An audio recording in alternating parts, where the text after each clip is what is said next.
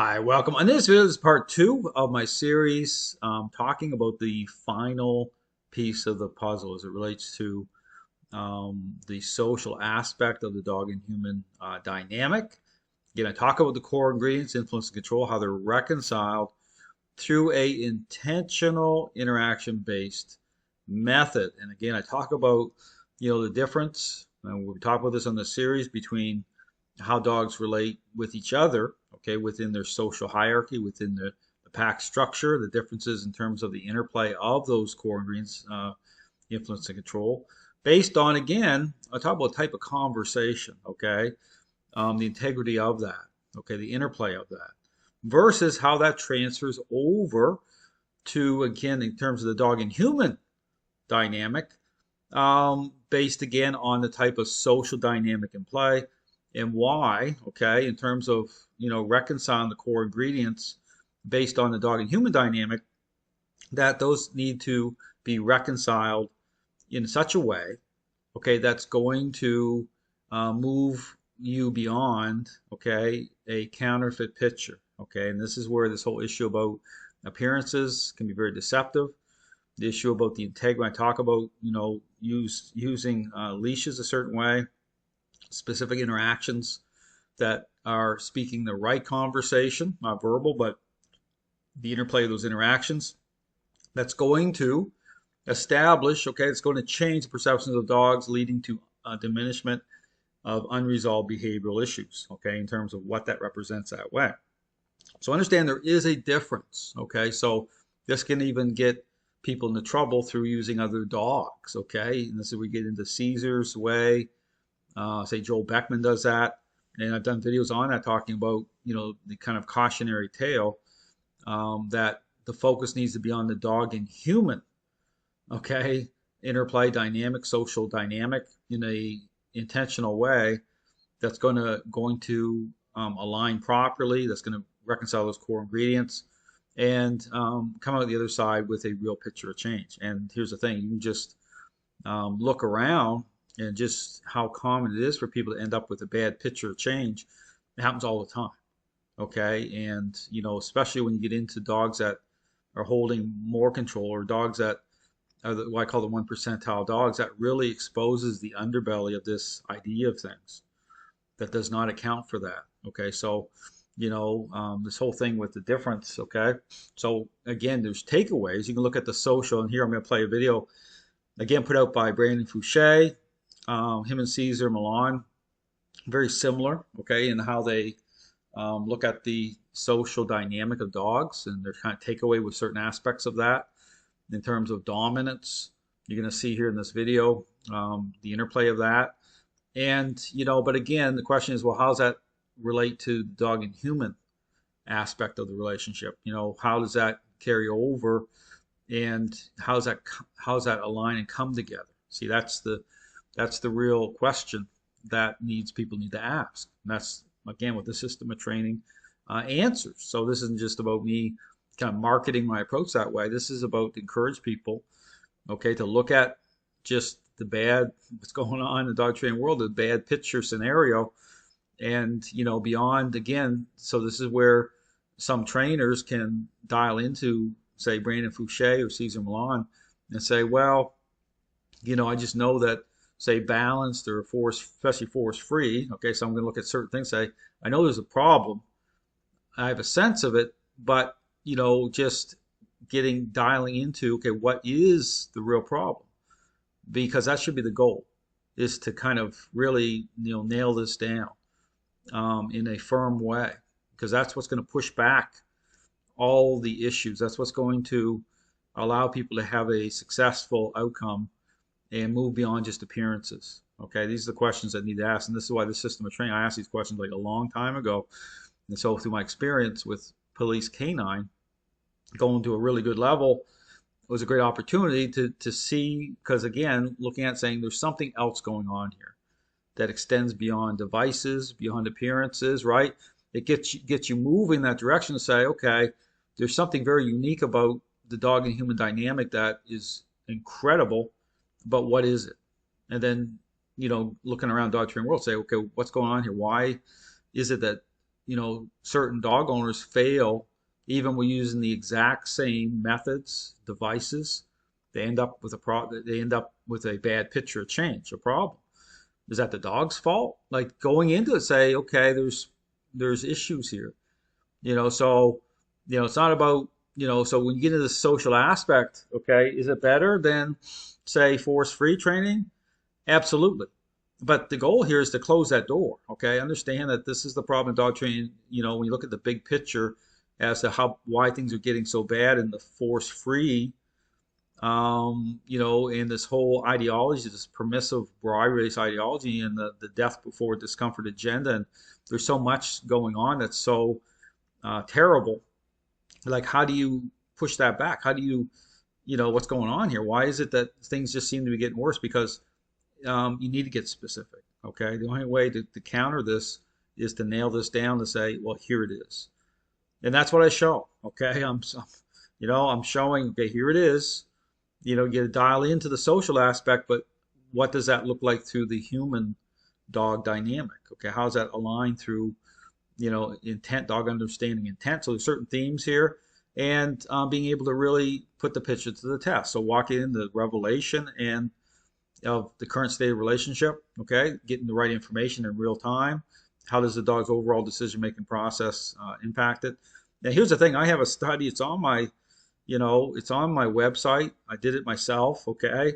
People can question, well, Dale, you did the study yourself. It can't be science. No, I put all it's a study involving like 2,000 dogs and owners. People coming to me just showing, the the difference, okay, in terms of perceptions of dogs changing outcomes, over and over again. So don't get me wrong, when you have a human involved, okay, that's the kind of the variable, right? Dogs are nature driven, but humans, right, we're about emotion, so that's the thing, is like we have to make sure that the human has the right information. Because here's the thing: if you have the right information, you're confident in that information, it's gonna cause you to really kind of lock in.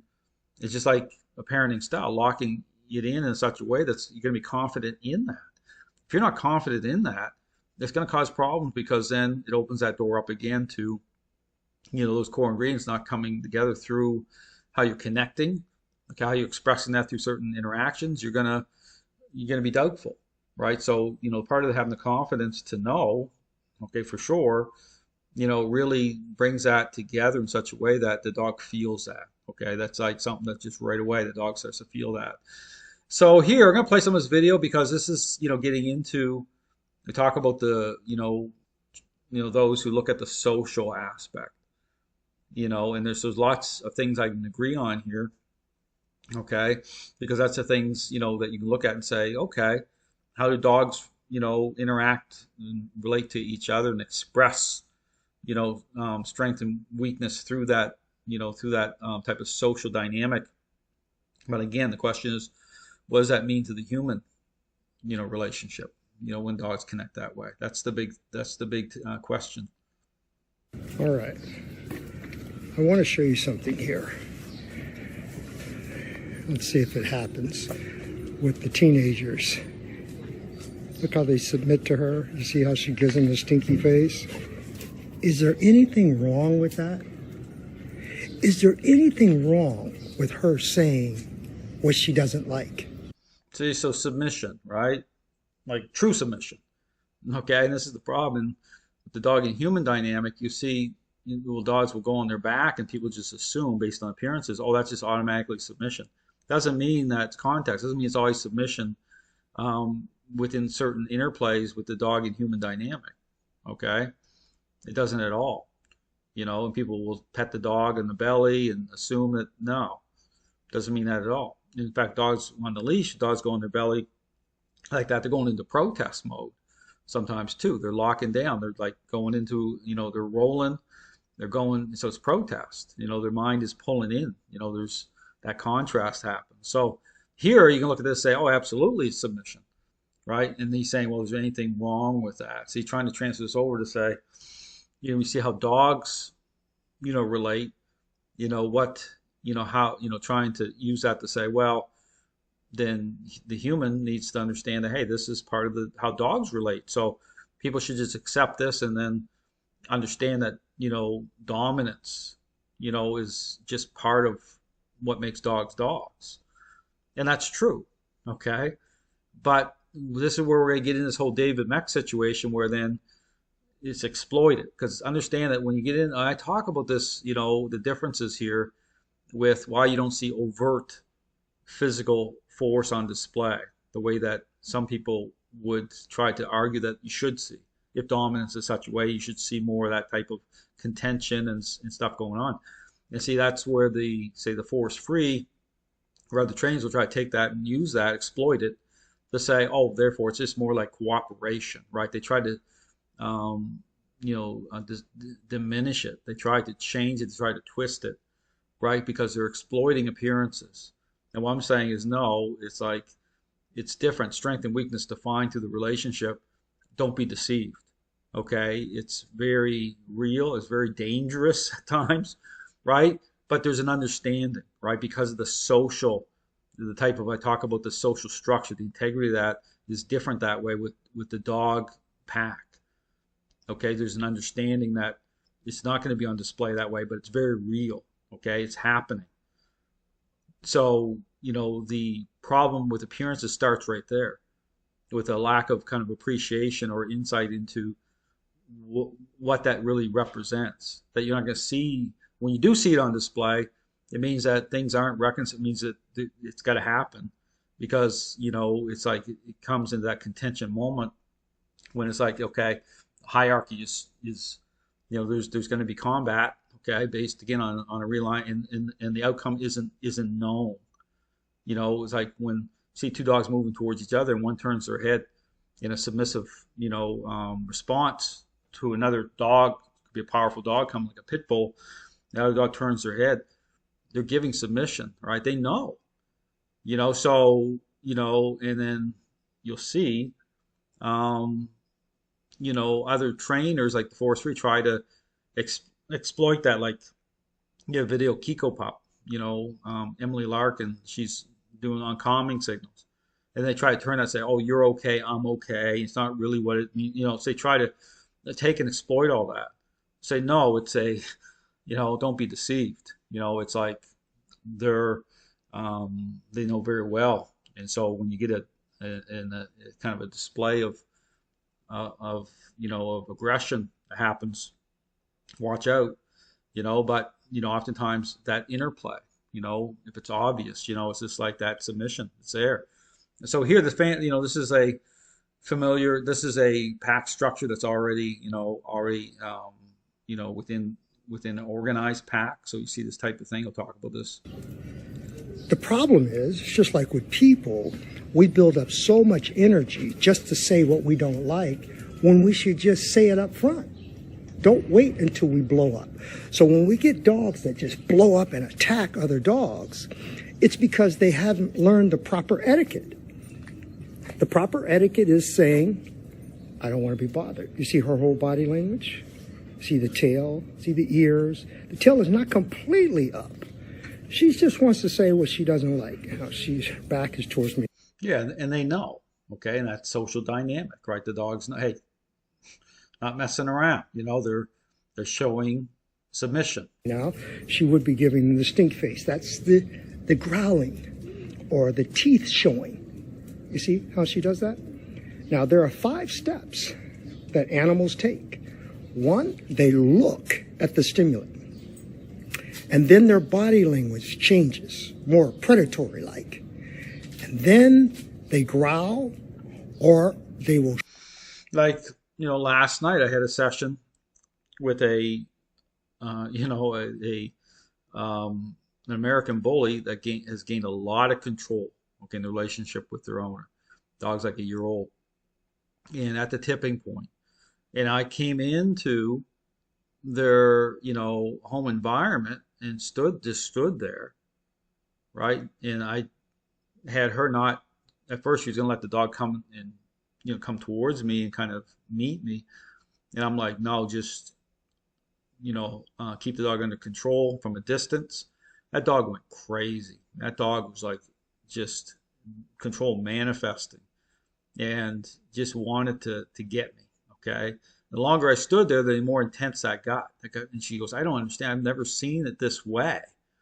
And I explained about, well, yeah, people come in and they're meeting the dog with emotion, that connection. So it's control, right? So, when someone's coming in, because the dog doesn't know how long I'm going to be there for, I could be there, the dog assumes for, you know, um, 20 years, right? And the dog's saying, you know what, I'm just going to go at Dale because I run the joint, right? So, picking up on that level of intent, okay? The dog sensed that. I wasn't doing anything aggressive. The dog could sense I was there under permission, right? It was all about the fact that she was totally faded out of the relationship, and the dog had gained an incredible amount of control. And so my whole thing was just starting to intercept that, getting her to start to get a framework going, even turning the dog around opposite. Okay, so all to say that getting dialed into the when I talk about this connection, okay, talk about dogs' depth of relationship. Dogs really do sense the framework of your mind, okay, the what you project, who you are. If you're secure in a certain way of thinking, I saw what you are. You become the test. You become the system because that's important to become that, especially if you're a trainer, because that's going to allow you to establish certain things as to what's going on. It also change itself. Show teeth and then or growl, show teeth, bark, and then bite. Those are the 5 steps. That's proper etiquette. The teenagers understand that. She understands that they understand that. And we can move on. So yeah, so here, for example, like so Brandon Fouche is like he's got a lot of videos on his channel, dogs, like without human interaction, right? Just observing how they that interplay, how they relate to each other, the takeaway. Some of Dr. David Mech, who we'll get into in this series. But again, it comes down to, okay, how does that transfer over into the dog and human dynamic? Okay, because that's what matters.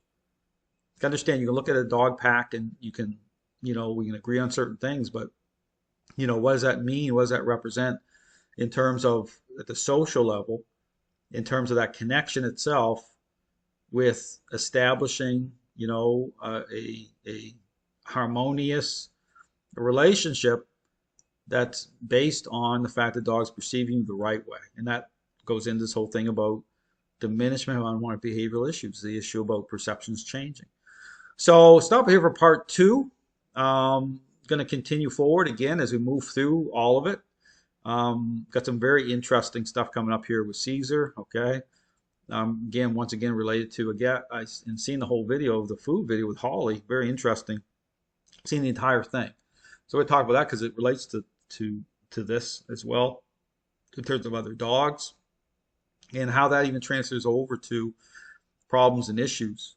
Okay, having more than one dog in your home. Okay, but we're going to go into so this would be more of a kind of an extensive series here as we go through talking about that. But the focus on okay, how's that final piece of the puzzle fit? Okay, that's really what it comes down to. And that's the contention with a lot of trainers when I put forward information because they see a certain level here, but saying, okay, we got to talk about this because there's a difference here between the social structure, what that represents in defined through the social structure of the dog pack, and the kind of um, you know the social structure of the human dog dynamic. Okay, it's not the same.